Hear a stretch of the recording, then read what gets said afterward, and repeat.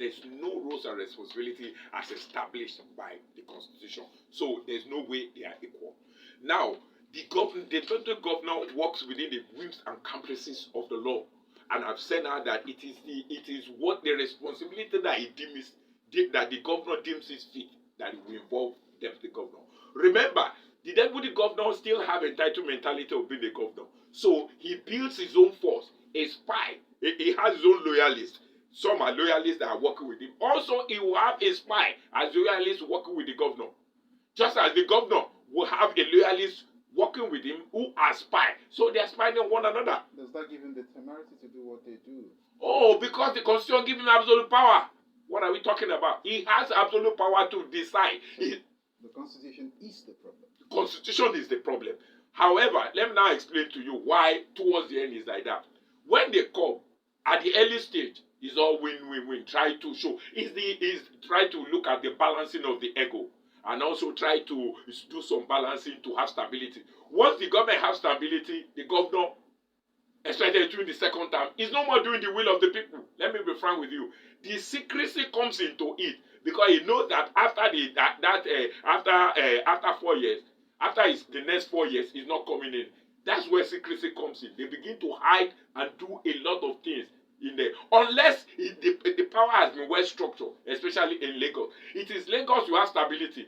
Across the nation, I will tell you, there is no stability with the deputy governor and governor because of the strong structures in Lagos. What really happened towards the end, remember, they are spying on one another. And also the cabal too.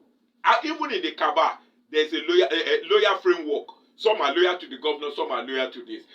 The cabal that are loyal to the governor, remember, they know the governor is going towards the end. And they know now that they will not be able to get anything after that one. They quickly go and pay allegiance to the deputy governor, giving the governor almost every fact and detail of the governor. So the tendency, they now arouse level of high curiosity.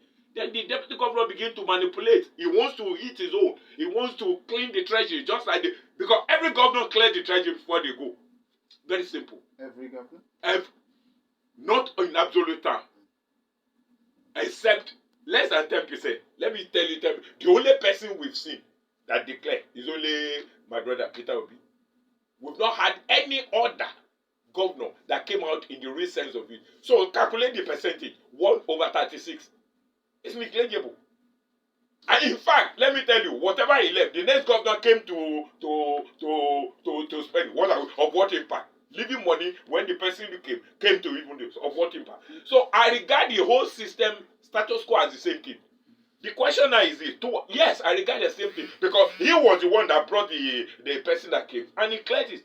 And as far as I'm concerned, they all belong in the same shoe. But come to think of, let me finish one. At the end of the day, what it means is that one, because two of them are power drunk, they know too much of information. Why is it that at every point that there hadn't been any governor that handed over to deputy governor? It has not occurred before. They will fight. Why? There is, unless there hadn't been any governor that willingly supports his deputy to take over. Why? Because a lot of secrecy are in pour.